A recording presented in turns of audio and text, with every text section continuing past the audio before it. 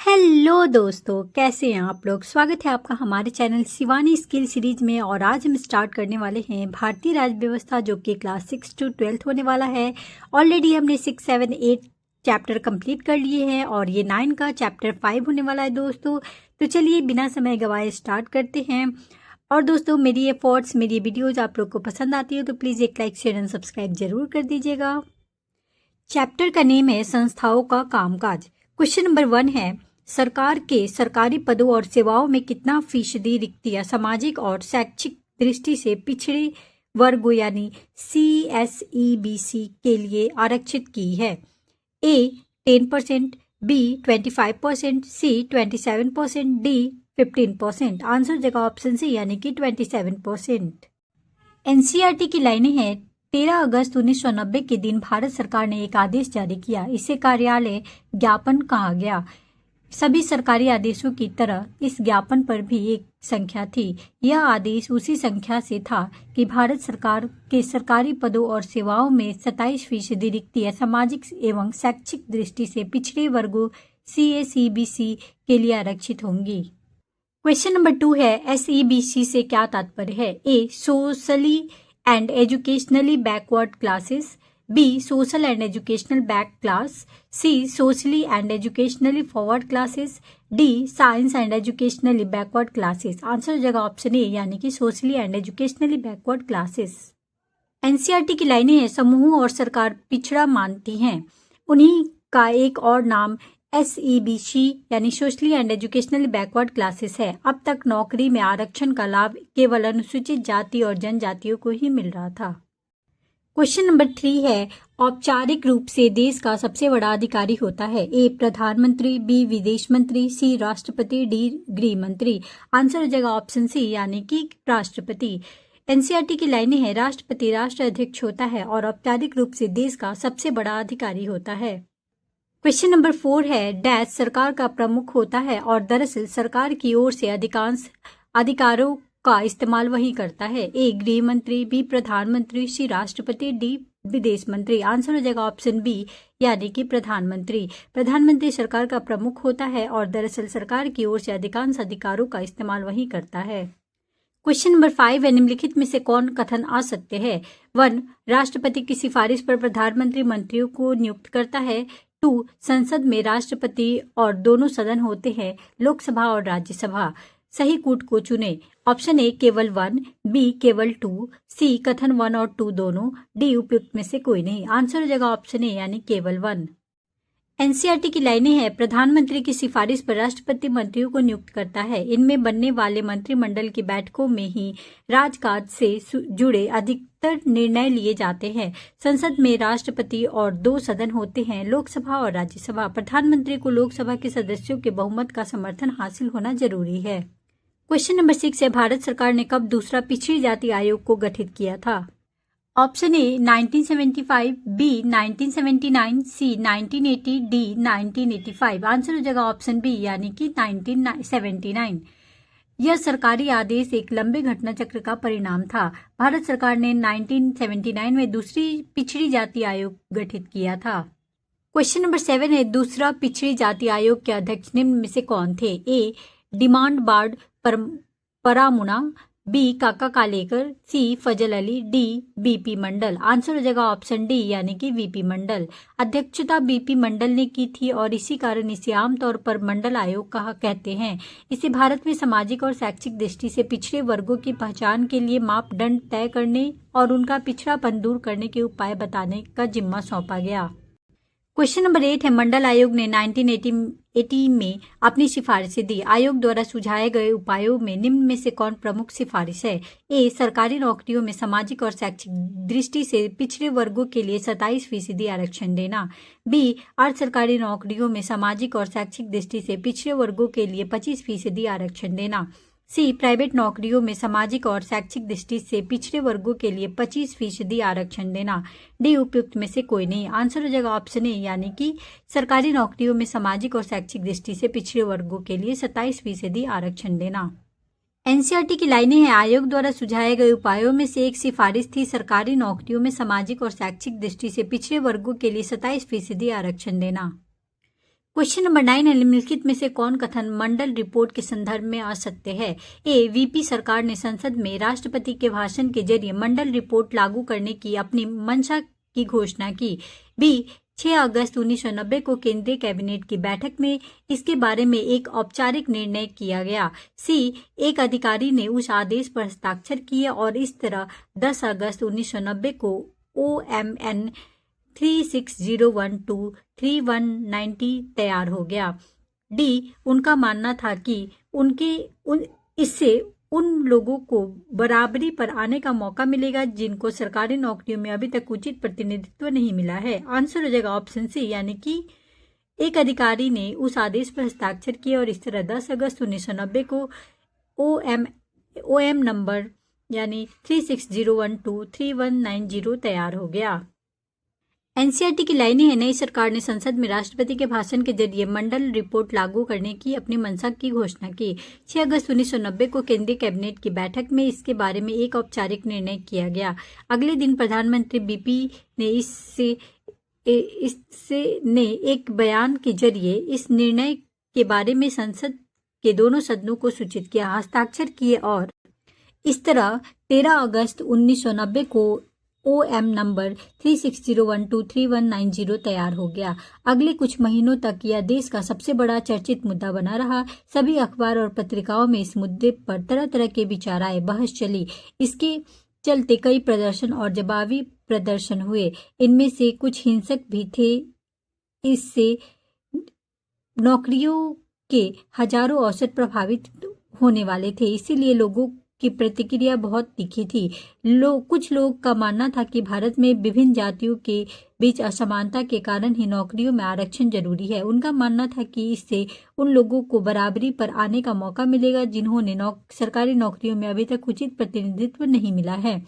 दूसरे पक्ष के लोगों का मानना था कि इस निर्णय से पिछड़े वर्ग के ही नहीं, उनके अवसर छीनेंगे। क्वेश्चन नंबर 10 है, सरकारी निर्णय से उठने वाले विवादों का निपटान निम्न में से किस न्यायालय द्वारा किया जाता है? ए, सर्वोच्च न्यायालय, बी, उच्च न्यायालय, सी, उपयुक्त दोनों, डी, उपयुक्त में से कोई नहीं। आंसर हो जाएगा ऑप्शन सी, उपयुक्त दोनों। आप जानते हैं कि सरकारी निर्णय से उठने वाले विवादों का निपटारा सर्वोच्च न्यायालय और उच्च न्यायालय करते हैं। क्वेश्चन नंबर 11 है, इंदिरा गांधी एवं अन्य बनाम भारत सरकार मामला मुकदमा एवं संबंध निम्न में से किससे संबंधित है? ए, ओबीसी के लिए आरक्षण, बी, एससी और एसटी के लिए आरक्षण, सी, पदोन्नति में आरक्षण, डी, मुसलमानों के लिए आरक्षण। आंसर हो जाएगा ऑप्शन ए, यानी कि ओबीसी के लिए आरक्षण।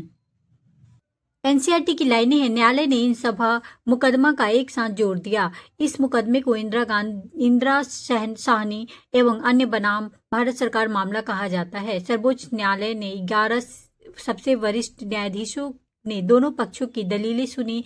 उसने कहा कि पिछड़े वर्ग के अच्छी स्थिति वाले लोगों को आरक्षण का लाभ नहीं मिलना चाहिए। उसी के मुताबिक 8 सितंबर 1993 को कार्मिक एवं प्रशिक्षण मंत्रालय ने एक और आदेश जारी किया। यह विवाद सुलझ गया और तभी से इस नीति पर अमल किया जा रहा है।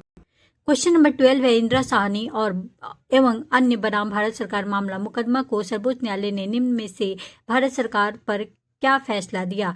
ए, भारत सरकार का यह आदेश वैध था, बी, भारत सरकार का यह फैसला अवैध है, सी, भारत सरकार का फैसला विचाराधीन है, डी, भारत सरकार का फैसला एक पक्षीय है। आंसर हो जाएगा ऑप्शन ए, भारत सरकार का यह आदेश वैध है। उन्होंने 1992 में बहुमत से फैसला किया कि भारत सरकार का यह आदेश अवैध नहीं है। क्वेश्चन नंबर 13 है, निम्नलिखित में से सरकार की प्रमुख जिम्मेदारी क्या है? ए, सबको शिक्षा एवं स्वास्थ्य सुविधाएं मुहैया कराने की, बी, विभिन्न कल्याणकारी योजनाएं बनाकर उन्हें लागू करने की, सी, कर को इकट्ठा करके इसे सेना, पुलिस तथा विकास कार्यक्रमों पर खर्च करती है, डी, उपयुक्त में से सभी। आंसर हो जाएगा ऑप्शन डी, यानी उपयुक्त में से सभी। एनसीईआरटी की लाइनें हैं, सरकार पर नागरिकों की सुरक्षा निश्चित करने और सबको शिक्षा एवं स्वास्थ्य सुविधा मुहैया कराने की जिम्मेदारी होती है।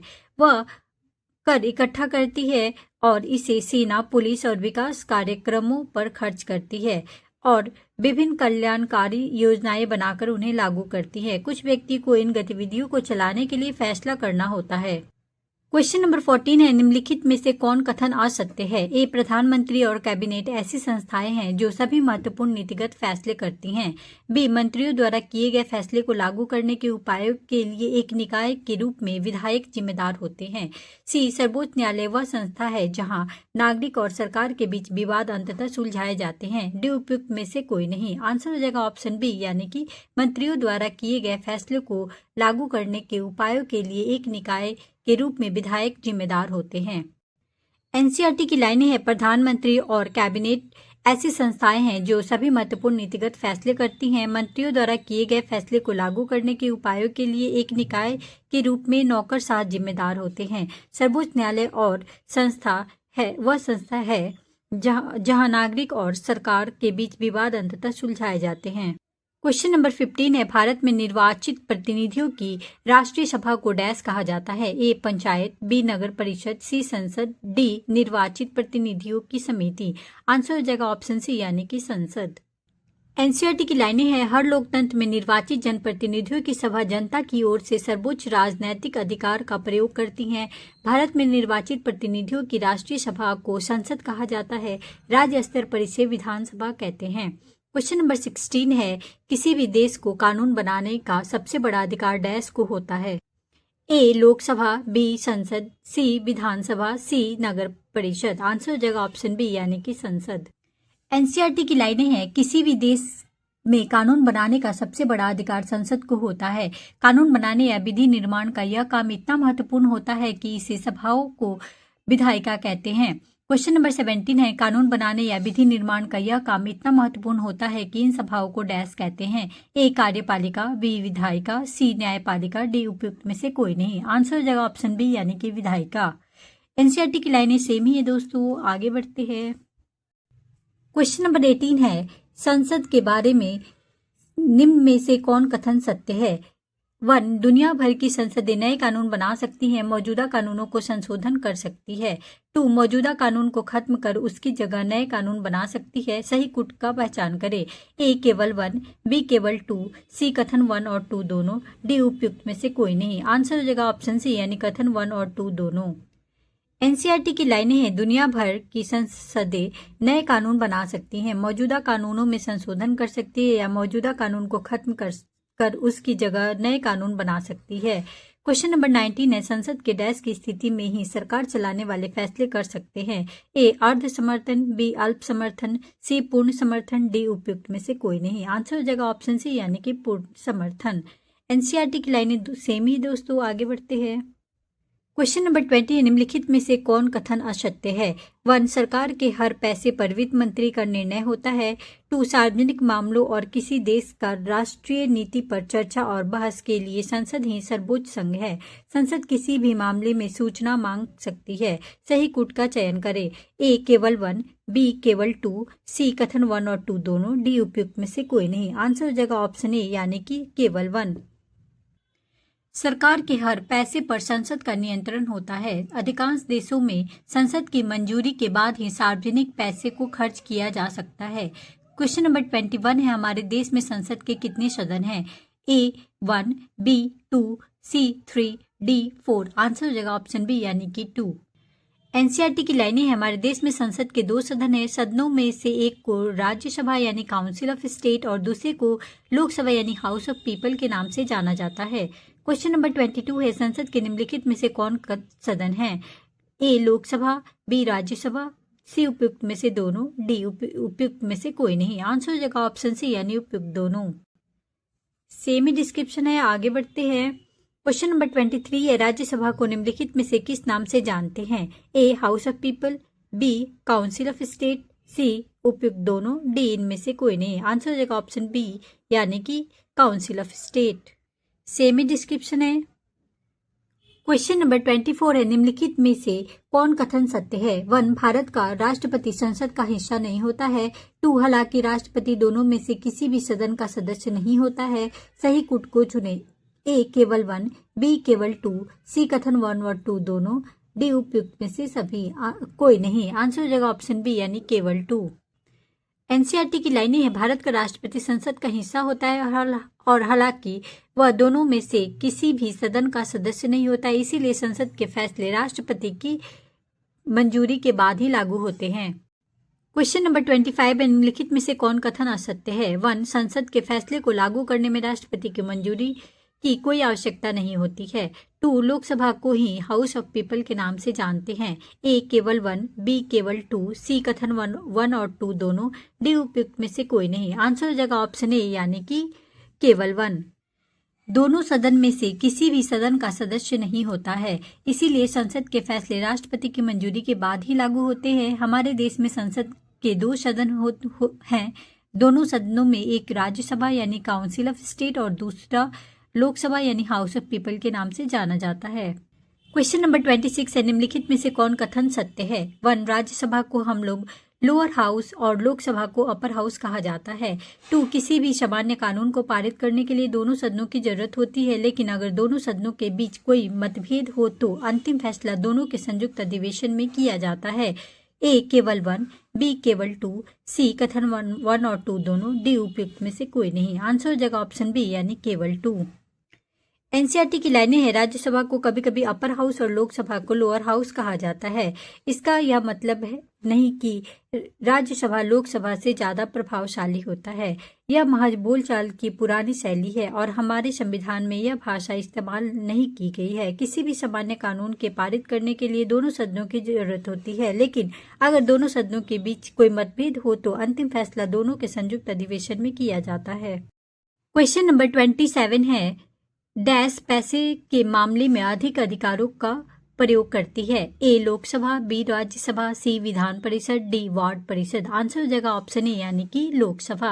लोकसभा पैसे के मामले में अधिक अधिकारों का प्रयोग करती है। क्वेश्चन नंबर 28 है, लोकसभा में सरकार का बजट या पैसे से संबंधित कोई कानून पारित हो जाए तो राज्यसभा डैश ए उसे खारिज कर सकती है, बी उसे खारिज नहीं कर सकती है, सी कहा नहीं जा सकता, डी उपयुक्त में से कोई नहीं। आंसर हो जाएगा ऑप्शन बी यानी उसे खारिज नहीं कर सकती है। एनसीईआरटी की लाइनें हैं, अधिकारों का प्रयोग करती है। लोकसभा में सरकार का बजट या पैसे से संबंधित कोई कानून पारित हो जाए तो राज्यसभा उसे खारिज नहीं कर सकती है। क्वेश्चन नंबर 29 है, राज्यसभा उसे पारित करने में केवल कितने दिनों तक की देरी कर सकती है या उनमें संशोधन के सुझाव दे सकती है? यह लोकसभा का अधिकार है कि वह उन सुझावों को माने या ना माने। ए 21 दिन, बी 14 दिन, सी 15 दिन, डी 11 दिन। आंसर हो जाएगा ऑप्शन बी यानी कि 14 दिन। राज्यसभा उसे पारित करने में केवल 14 दिन की देरी कर सकती है या उसमें संशोधन के सुझाव दे सकती है। ये लोकसभा का अधिकार है कि वह उन सुझावों को माने या ना माने। क्वेश्चन नंबर 30 है, मंत्रिपरिषद को निम्न में से कौन नियंत्रित करती है? ए राज्यसभा, बी लोकसभा, सी प्रधानमंत्री, डी उपराष्ट्रपति। आंसर हो जाएगा ऑप्शन बी यानी कि लोकसभा। सबसे बड़ी बात तो यह है कि लोकसभा मंत्रिपरिषद को नियंत्रित करती है। क्वेश्चन नंबर 31 है, निम्न में से कौन कथन सत्य है? 1. सिर्फ वही व्यक्ति प्रधानमंत्री बन सकता है जिसे राज्यसभा में बहुमत हासिल हो। 2. अगर आधे से अधिक राज्यसभा सदस्य यह कह दे कि उन्हें मंत्रिपरिषद पर विश्वास नहीं है तो प्रधानमंत्री समेत सभी मंत्रियों को पद छोड़ना होगा। राज्यसभा को यह अधिकार हासिल है। सही गुट को चुने कि ए केवल 1, बी केवल 2, सी कथन 1 और 2 दोनों, डी उपयुक्त में से कोई नहीं। आंसर हो जाएगा ऑप्शन डी यानी उपयुक्त में से कोई नहीं। एनसीईआरटी की लाइनें हैं, वही व्यक्ति प्रधानमंत्री बन सकता है जिसे लोकसभा में बहुमत हासिल हो। अगर आधे से अधिक लोकसभा सदस्य यह कह दे कि उन्हें मंत्रिपरिषद पर विश्वास नहीं है तो प्रधानमंत्री समेत सभी मंत्रियों को पद छोड़ना होगा। राज्यसभा को यह अधिकार हासिल नहीं है। क्वेश्चन नंबर 32 है, सरकार की नीतियों को कार्य रूप देने के कारण इन्हें डैश कहा जाता है। ए विधायिका, बी कार्यपालिका, सी न्यायपालिका, डी उपयुक्त में से कोई नहीं। आंसर हो जाएगा हमारा ऑप्शन बी यानी कि कार्यपालिका। एनसीईआरटी की लाइनें हैं, इन सभी अधिकारियों को सामूहिक रूप से कार्यपालिका के रूप में जाना जाता है। सरकार की नीतियों को कार्य रूप देने के कारण उन्हें कार्यपालिका कहा जाता है। इस तरह हम सरकार के बारे में बात करते हैं तो हमारा तात्पर्य आमतौर पर कार्यपालिका से ही होता है। क्वेश्चन नंबर 33 है, किसी भी लोकतांत्रिक देशों में कार्यपालिका में कितने हिस्से होते हैं? ए 1, बी 2, सी 3, डी 4। आंसर हो जाएगा ऑप्शन बी यानी कि 2। किसी लोकतांत्रिक देश में कार्यपालिका के 2 हिस्से होते हैं। क्वेश्चन नंबर 34 है, निम्न में से कौन कार्यपालिका के हिस्से हैं? ए राजनैतिक कार्यपालिका, बी अस्थायी कार्यपालिका, सी उपयुक्त दोनों, डी इनमें से कोई नहीं। आंसर हो जाएगा हमारा ऑप्शन ए यानी कि राजनैतिक कार्यपालिका। जनता द्वारा खास अवधि तक के लिए निर्वाचित लोगों को राजनीतिक कार्यपालिका कहते हैं। राजनीतिक व्यक्ति होते हैं जो बड़े फैसले करते हैं। दूसरी ओर जिन्हें लंबे समय के लिए नियुक्त किया जाता है उन्हें अस्थायी कार्यपालिका या प्रशासनिक सेवक कहते हैं। क्वेश्चन नंबर 35 है, निम्न में से कौन कार्यपालिका बड़े फैसले करते हैं? ए राजनैतिक कार्यपालिका, बी अस्थायी कार्यपालिका, सी उपयुक्त दोनों, डी इन उपयुक्त में से कोई नहीं। आंसर हो जाएगा ऑप्शन ए यानी कि राजनैतिक कार्यपालिका। ये राजनीतिक व्यक्ति होते हैं जो बड़े फैसले करते हैं। क्वेश्चन नंबर 36 है, जनता द्वारा खास अवधि तक के लिए निर्वाचित लोगों को डैश कार्यपालिका कहते हैं। ए राजनैतिक कार्यपालिका, बी अस्थायी कार्यपालिका, सी उपयुक्त दोनों, डी उपयुक्त में से कोई नहीं। आंसर हो जाएगा ऑप्शन ए यानी राजनैतिक कार्यपालिका। जनता द्वारा खास अवधि तक के लिए निर्वाचित लोगों को राजनैतिक कार्यपालिका कहते हैं। क्वेश्चन नंबर 37 है, जिन्हें लंबे समय तक के लिए नियुक्त किया जाता है उन्हें डैश कहते हैं। ए राजनैतिक कार्यपालिका, बी अस्थायी कार्यपालिका, सी उपयुक्त दोनों, डी उपयुक्त में से कोई नहीं। आंसर हो जाएगा ऑप्शन बी यानी कि अस्थायी कार्यपालिका। दूसरी ओर जिन्हें लंबे समय के लिए नियुक्त किया जाता है उन्हें अस्थायी कार्यपालिका या प्रशासनिक सेवक कहते हैं। क्वेश्चन नंबर 38 है, लोक सेवाओं में काम करने वाले लोगों को डैश कहते हैं। ए सिविल सर्वेंट, बी नौकरशाह, सी उपयुक्त में से दोनों, डी उपयुक्त में से कोई नहीं। आंसर हो जाएगा ऑप्शन सी यानी कि उपयुक्त में से दोनों। लोक सेवाओं में काम करने वाले लोगों को सिविल सर्वेंट या नौकरशाह कहते हैं। क्वेश्चन नंबर 39 है, किसी भी मामलों में अंतिम निर्णय करने का अधिकार मंत्रियों को है क्योंकि ए किसी भी लोकतंत्र में लोगों की इच्छा सर्वोपरि होती है, बी मंत्री लोगों द्वारा चुना गया होता है और इस तरह उसे जनता की ओर उनकी इच्छाओं को लागू करने का अधिकार होता है, सी मंत्री अपने फैसले के नतीजे के लिए लोगों के प्रति जिम्मेदार होता है और इसी वजह से मंत्री ही सारे फैसले करता है, डी उपयुक्त में से सभी। आंसर हो जाएगा हमारा ऑप्शन डी यानी कि उपयुक्त में से सभी। एनसीईआरटी की लाइनें हैं, रक्षा उद्योग, स्वास्थ्य और विज्ञान और प्रौद्योगिकी, खान आदि मंत्रालयों में ऐसा होना आम बात है, फिर इन मामलों में अंतिम निर्णय करने का अधिकार मंत्रियों को क्यों हो? इसकी वजह बहुत सीधी है। किसी भी लोकतंत्र में लोगों की इच्छा सर्वोपरि होती है, मंत्री लोगों द्वारा चुना गया होता है और इस तरह उसे जनता की ओर से उनकी इच्छाओं को लागू करने का अधिकार होता है। वह अपने फैसले के नतीजे के लिए लोगों पर जिम्मेदार होता है, इसी वजह से मंत्री ही सारे फैसले करता है। मंत्री ही उस ढांचे और उद्देश्य को तय करता है जिसमें नीतिगत फैसले किए जाते हैं। किसी मंत्री से अपने मंत्रालय के मामले का विशेषज्ञ होने की कतई उम्मीद नहीं की जाती। क्वेश्चन नंबर 40 है, निम्नलिखित में से कौन अमूमन अधिक शिक्षित होता है और उसे विषय की अधिक महारत और जानकारी होती है? ए मंत्री, बी नौकरशाह, सी विधायक, डी जनता। आंसर हो जाएगा ऑप्शन बी यानी कि नौकरशाह। मंत्री और नौकरशाह से ज्यादा प्रभावशाली क्यों होता है? नौकरशाह अमूमन अधिक शिक्षित होता है और उसे विषय की अधिक महारत और जानकारी होती है। क्वेश्चन नंबर 41 है, निम्न में से कौन कथन सत्य है? 1 मंत्री ही उस ढांचे और उद्देश्य को तय करता है जिसमें नीतिगत फैसले किए जाते हैं। 2 भारत देश में प्रधानमंत्री सबसे महत्वपूर्ण राजनीतिक संस्था है, सही को चुने।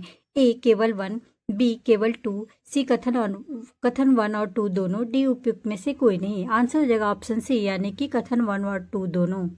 मंत्री ही उस ढांचे और उद्देश्य को तय करता है जिसमें नीतिगत फैसले किए जाते हैं। किसी इस देश में प्रधानमंत्री सबसे महत्वपूर्ण राजनीतिक संस्था है। क्वेश्चन नंबर 42 है, प्रधानमंत्री को निम्न में से कौन नियुक्त करते हैं? ए मुख्य न्यायाधीश, बी उपराष्ट्रपति, सी राष्ट्रपति, डी राज्यपाल। आंसर हो जाएगा ऑप्शन सी यानी कि राष्ट्रपति। राष्ट्रपति प्रधानमंत्री को नियुक्त करते हैं लेकिन राष्ट्रपति अपनी मर्जी से किसी को प्रधानमंत्री नियुक्त नहीं कर सकते। क्वेश्चन नंबर 43 है, निम्न में से कौन कथन प्रधानमंत्री के लिए सत्य है? 1 राष्ट्रपति लोकसभा में बहुमत वाली पार्टी या पार्टियों के गठबंधन के नेता को ही प्रधानमंत्री नियुक्त करता है। 2 अगर किसी एक पार्टी या गठबंधन को बहुमत हासिल नहीं होता है तो राष्ट्रपति उसी व्यक्ति को प्रधानमंत्री के रूप में नियुक्त करता है जिसे सदन में अल्पमत हासिल होने की संभावना हो।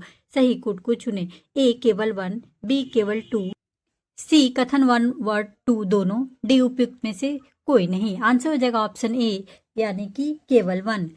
एनसीईआरटी की लाइनें हैं, राष्ट्रपति लोकसभा में बहुमत वाली पार्टी या पार्टियों के गठबंधन के नेता को ही प्रधानमंत्री नियुक्त करता है। अगर किसी एक पार्टी को गठबंधन को बहुमत हासिल नहीं होता है तो राष्ट्रपति उसी व्यक्ति को प्रधानमंत्री के रूप में नियुक्त करता है जिसे सदन में बहुमत हासिल होने की संभावना होती है। प्रधानमंत्री का कार्यकाल तय नहीं होता, वह तब तक अपने पद पर रह सकता है जब तक वह पार्टी या गठबंधन का नेता है। तो दोस्तों यहीं पे हम अपने सेशन को एंड करते हैं और इसका हम पार्ट 2 लेकर के आएंगे। तब तक के लिए bye bye, take care and दोस्तों प्लीज़ एक लाइक शेयर एंड सब्सक्राइब जरूर कर दीजिएगा। चलिए मिलते हैं, बाय।